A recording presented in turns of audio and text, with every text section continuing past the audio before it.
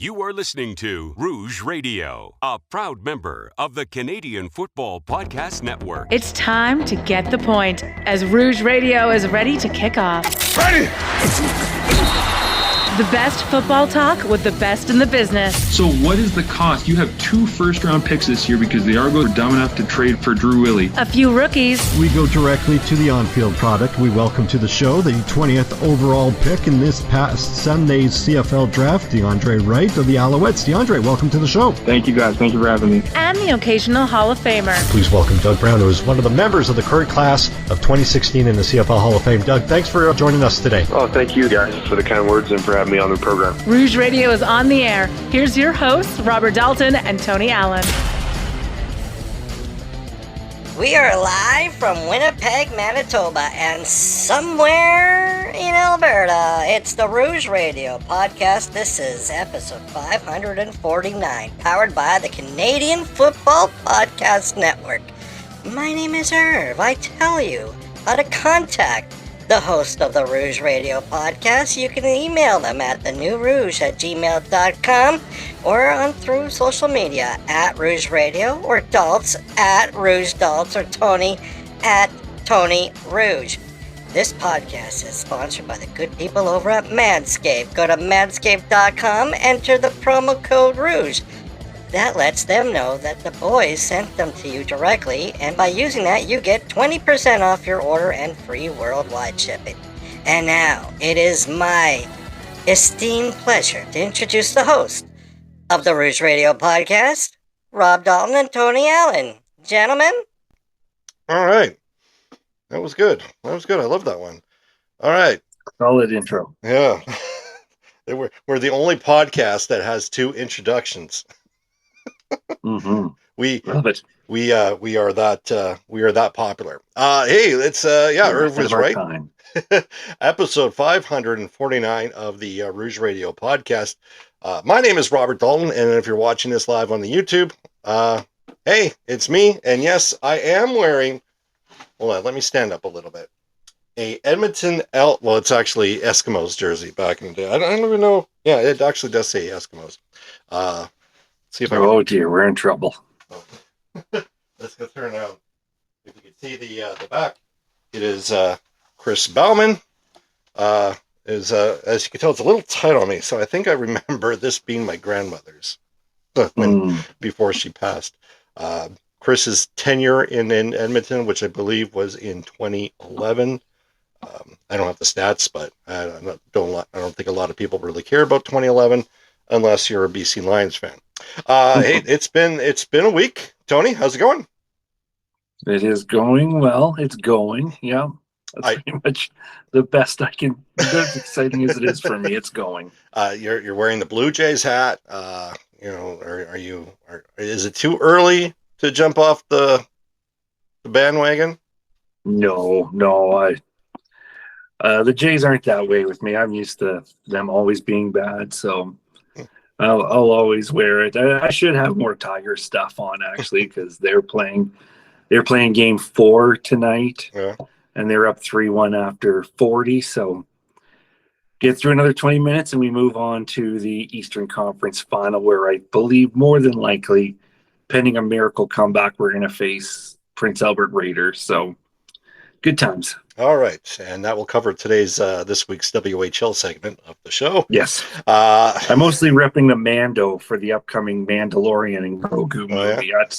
That's what I'm really excited. That one and He-Man Master of the Universe, because oh my gosh, I could do a whole 2-hour podcast just on He-Man and the Masters of the Universe. Yeah, we don't have that time. No, and it's not this podcast. It's definitely not this podcast. Hey, if you're an Edmonton Elks fan and you're listening to this, we will get to previewing your Edmonton Elks, the 2026 version of them. We wanted to have a guest on. We usually get Andrew from the Turf District podcast. He said he was unavailable, having a family night out. He did bring up having superfan Mike on the show this week. He told me like right away, and then I had to deal with some fraudulent activity through my bank, and then I was kind of like for the next 24 hours, my mind was just kind of like focused on that. So I didn't have to deal with, I completely forgot. And by this afternoon, I was like, you know what? I'm not going to even bother at this time. So usually we try to have guests on for the 9 teams in 9 weeks. So I let down everybody. I apologize. Or you could ask, I could have done it too, but apparently can't be trusted with booking guests. Yes, you could have. I'll mess it up some way. Well, and this would be completely on me because I didn't tell anybody what was going on just because it just was I didn't have time to let anybody know. So so yay, fraudulent activity. Yay. On that note, hey, we brought it up. You're at a hotel. Where are you? Are you at the same hotel? Are you in, or are you back in?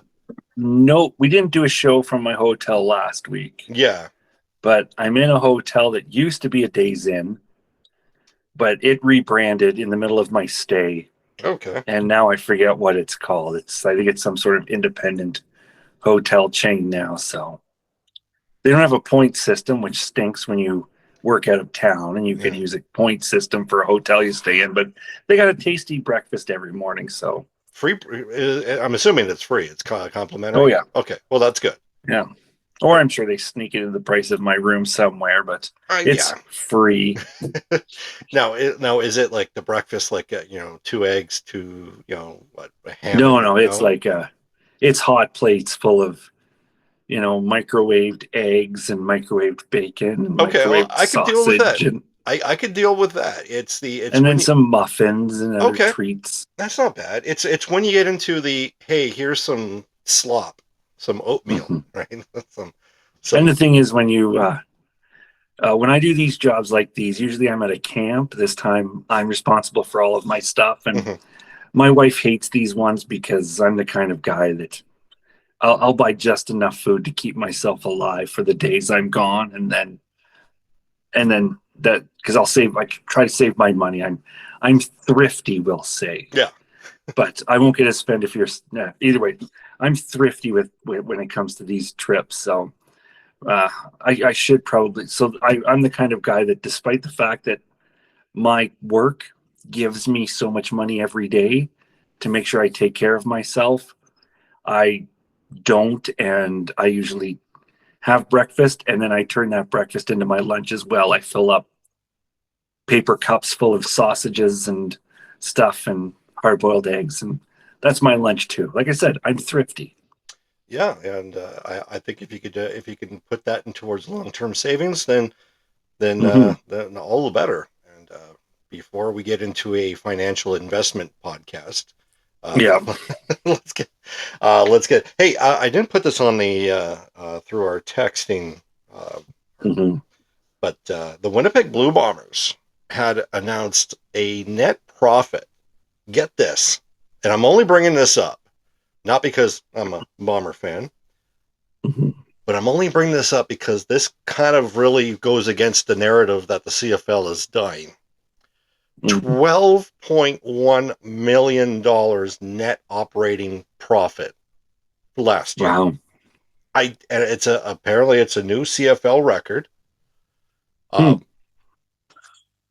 Given the fact that we have a team like, obviously, I mean, given they sold out all last year, they are, aside from last year, they went to back Grey Cup final. Like, obviously, before we get into the reason why I brought this up, it's a new flagship franchise, is it not? Like, barring because despite their lack of success last year, everything that they're doing off the field should be that's the measuring stick right now. I agree. All right. All you got to do is just make 5 Grey Cups in a row, and you're laughing. That should be the template for every franchise. And you make win 5 Grey Cups in a row, and win 2 of them, and that's great. And win 2 of them. Hey, and hell, it's a newish stadium. I mean, Calgary went to what 3 Grey Cups in 5 years, or maybe it was like something like 4 in 6 years or something like that. So they've been there. Problem is that they are still playing them at McMahon Stadium, which seems to be dilapidated. decrepit.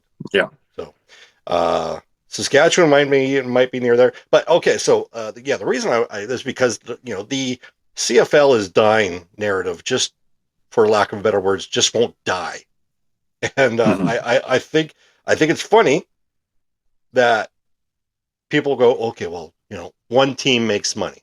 Well, I mean, the Saskatchewan Roughriders make money, and listen, I'm not going to say that all the other teams outside of Saskatchewan or Winnipeg make money. The problem is these are two teams that are actually obligated to show us their books. 7 of the 9 teams are privately owned. They don't have that obligation. Now, I'm willing to bet Toronto loses money. I mean, you can't spend to the cap both coaches and through the players and have that attendance and say, you know what, we actually came out on top. We were actually in the black. No, you can't. There's no way you can prove that. Montreal, you can. I mean, they are consistent. You could. I'd buy it if you told me that they made 1.3 mil. I'd buy it. Edmonton, okay, their attendance is really like it's projecting in the right way. Great. I'd buy it if you actually told me that. BC, Amar Doman, aside from the fact that he mixes up footballs and elbows, that's a comment for a good friend Dave, friend of the podcast. Aside from the fact, I think he's spending very wisely, and they are making a lot of money out there. Caretaker in Hamilton, again, making money there. Ottawa, okay, iffy because the attendance kind of goes down because their team has just been like the craps. What else? Calgary. I mean, Calgary is kind of hit or miss just because their attendance really hasn't been what it should be. But no, and Calgary's protected under that Calgary Sports and Entertainment thing with the Calgary Flames and the Hitmen and the Roughnecks and stuff. So yeah, so I mean, the people who own the Stampeders might be making money, but we don't know if they're making money by virtue of the Calgary Stampeders. Yeah, no, exactly. And I think that falls in. I think that's like partly with Toronto Argonaut ownership too, right? I mean, there's multiple franchises that you're dealing with within that tree. Yeah, Toronto Argonauts by themselves might not make a lot of money, but MLSE or whoever the top guy in that is probably still making hand over fist a lot of money, right? So I mean, there's really nothing in the way. Anything you want to talk about that? Because I thought I kind of anticipated like long rants against the CFL is dying crowd.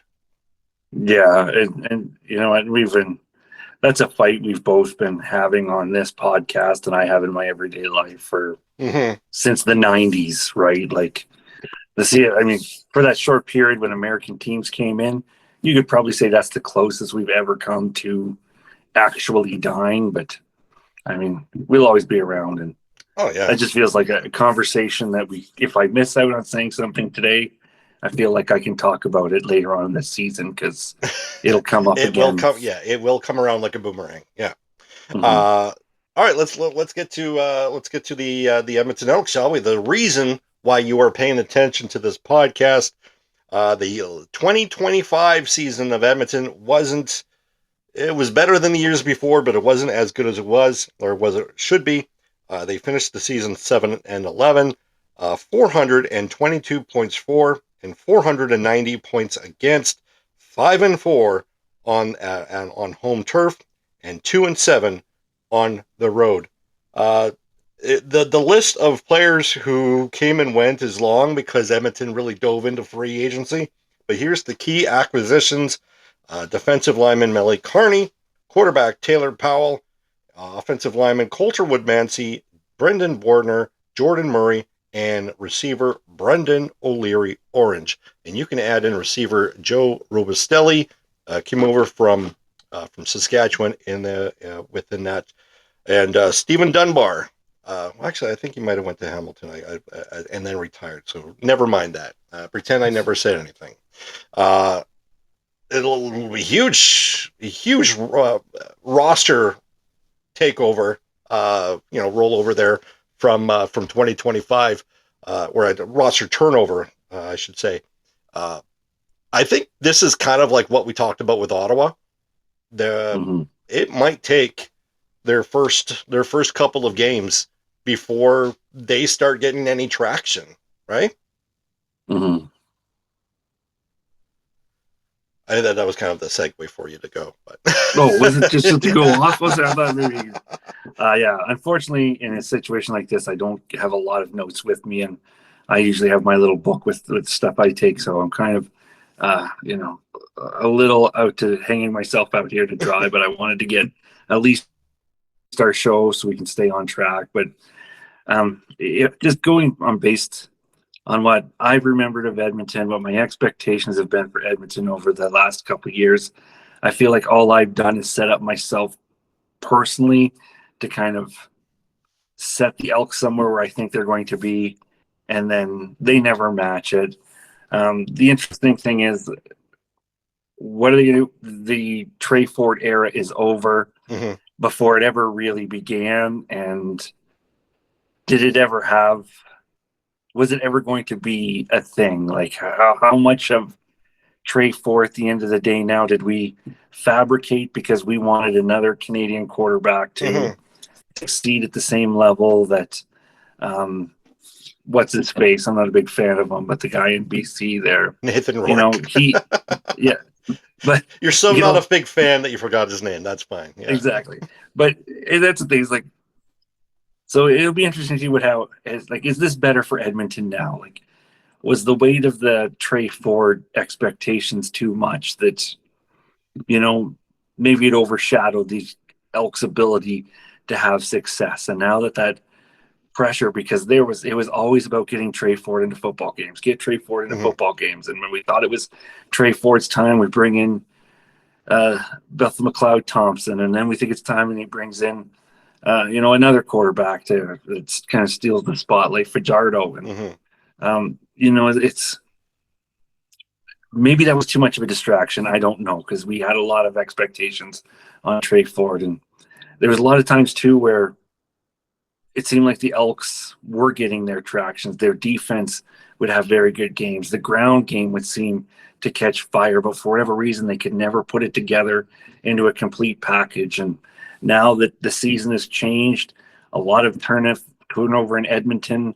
Again, would we start fresh? Do we start with the same expectations we had years ago when they couldn't win a single football game, or they couldn't get it past the finish line after playing a strong 3 quarters of football? And I mean, it's so hard. I find this Edmonton isn't the toughest team to kind of predict for the whole season, but it's the one I just don't want to have put any expectations on. I don't want to say they're going to be bad, because I don't know if they've gotten worse from last year. There's a lot of turnover, but I don't want to flat out say, oh, they're definitely going to fall back. They've regressed now from the last couple of years that they've been building, because I don't know if I honestly believe that.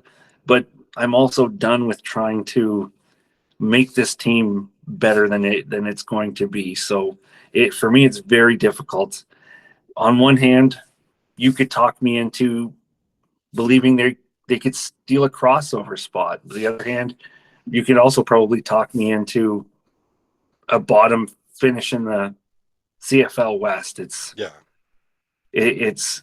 my old expectations fighting with new expectations, with a little bit of is there going to be, where a lot of teams have a new coach bump, a quarterback bump, is whatever the opposite of the bump would be. Is it going to have the same thing with Trey Ford being gone? I don't know. There's question marks around this Edmonton Elks team. And again, if someone like Andrew had been on the show, he could probably talk me into amazing expectations for this football team, because he follows them closer than I do. He's, he's very close with that football team. So, I mean, it would have been nice to have him on here, because he could definitely he'd be a good hype man for the 2026 Elks team for sure. I love what you mentioned about. You didn't mention the word, but it kind of made sense. The way you're going is the Trey Ford distraction, right? Yeah. He's no longer an issue in this locker room. And I don't know if he was, right? Like, I don't want to say that he was an issue, and I'm not putting any words in anybody's mouths, but yeah, I mean, you always had The that. fans were the ones you could say. Like, Of course, yeah. the fans were always demanding Trey Ford. Like, no matter what the coach could do, the second there was a hiccup, it was the fans that were chanting for Trey Ford, demanding Trey Ford. How do you run a football team with? I mean, there's a lot. Every team's going to tell you, the most popular guy on the team is the backup quarterback. It's the joke everywhere. But it was different with Trey Ford. It was kind of like Matt Nichols in Edmonton 2.0 without the success. Well, the inevitable success, or the eventual success. Yeah.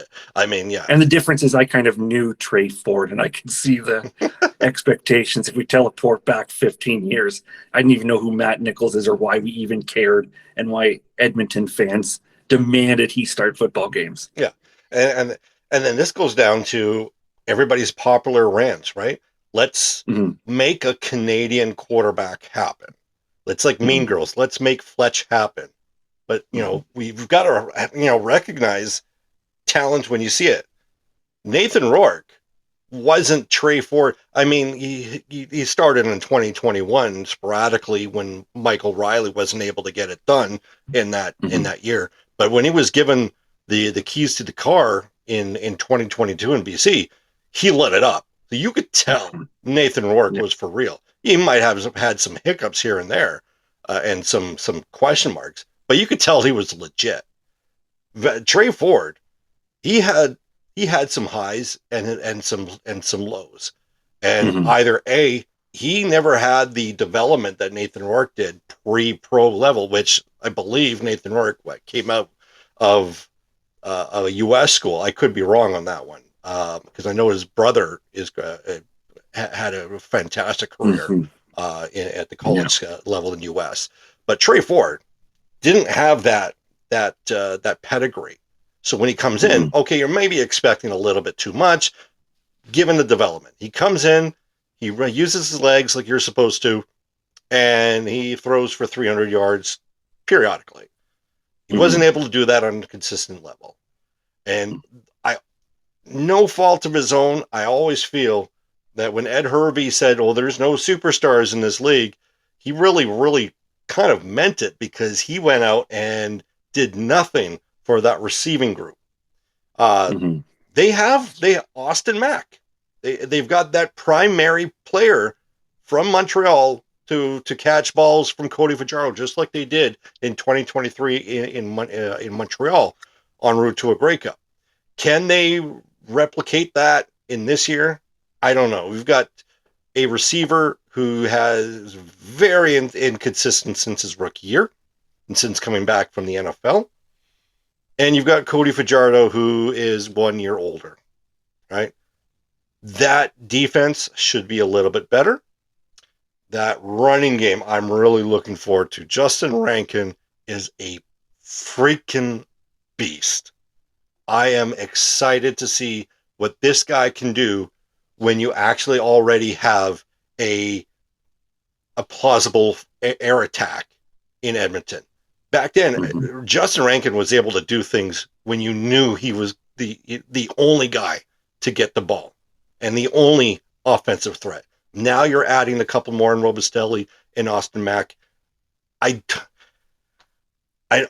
very similar to our previous conversations when we talked about Ottawa and to an extent Hamilton. I'm not ready to say they're ready to make the next push, because they're still Saskatchewan. They're still BC. Calgary, okay, is last year the anomaly, or did they just finally find and is Winnipeg?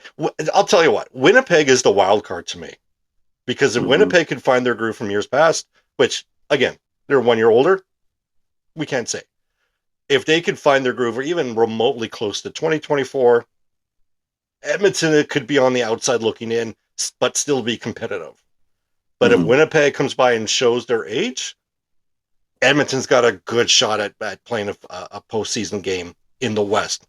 Not much as far as a crossover.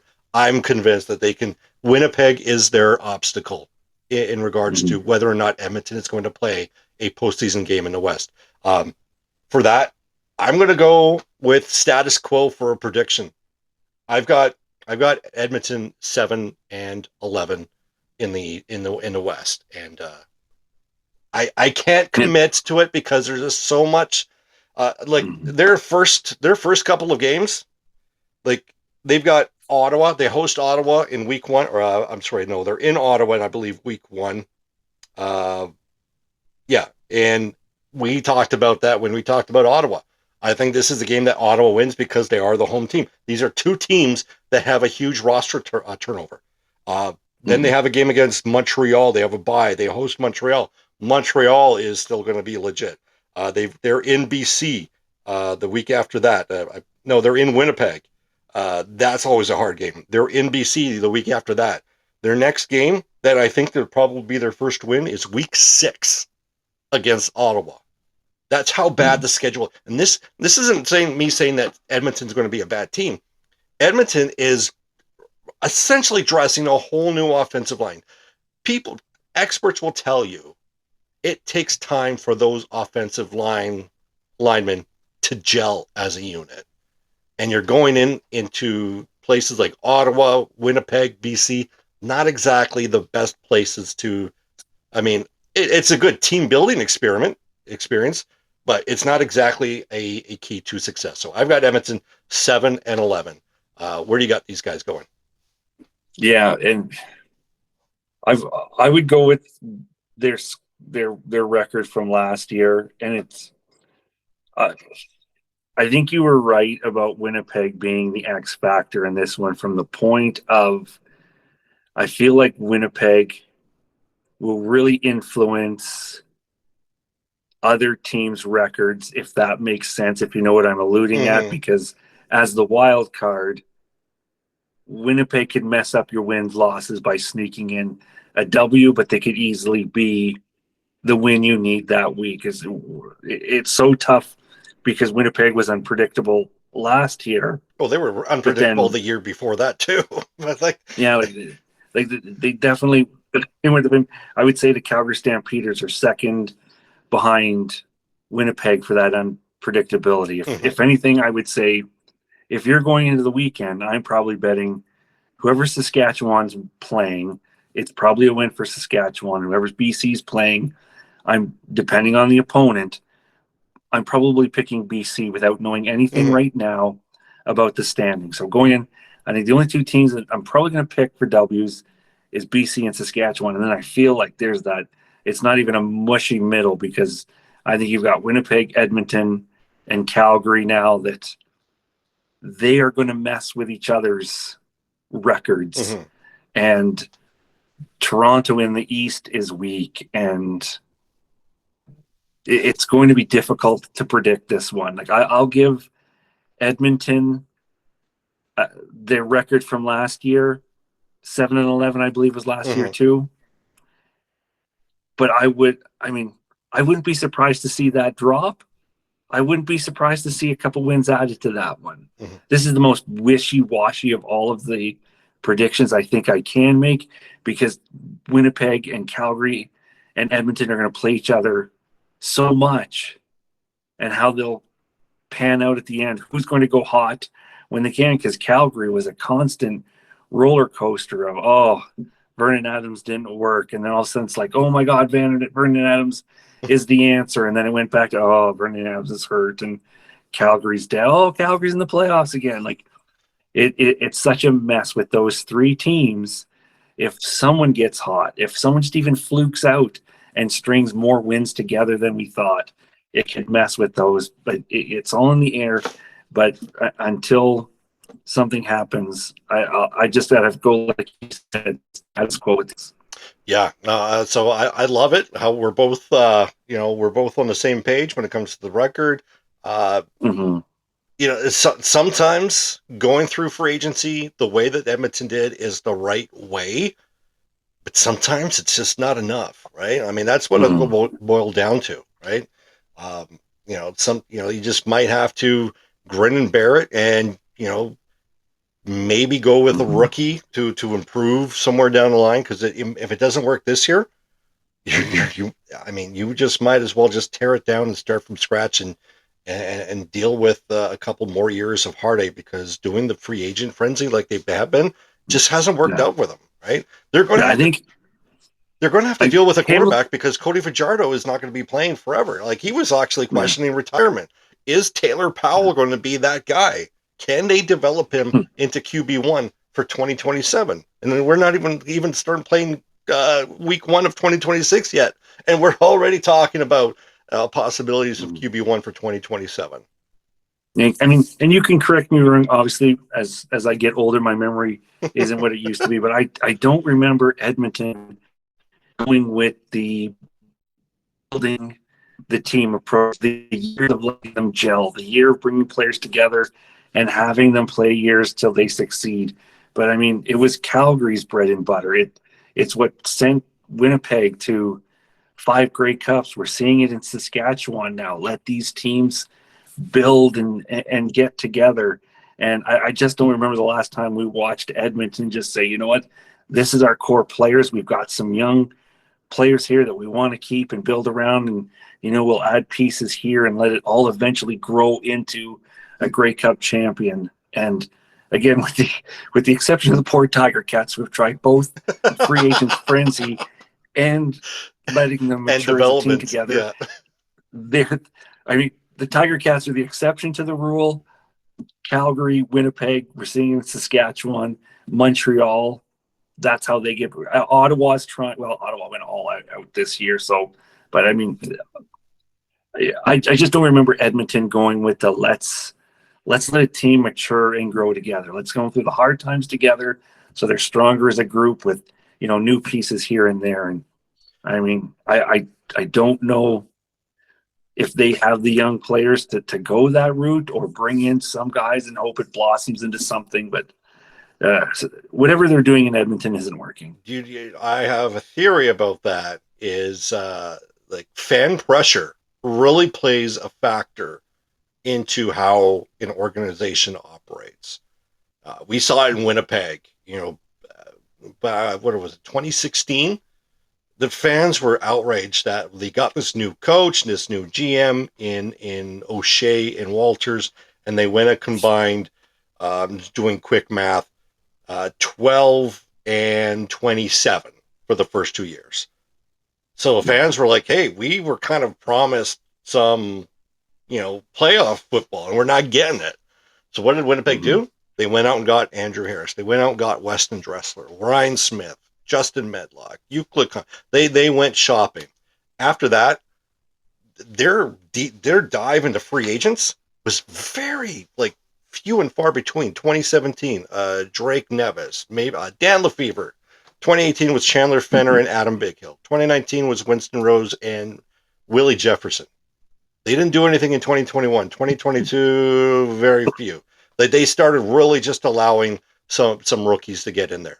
Last year they were really in, but I think they were just kind of.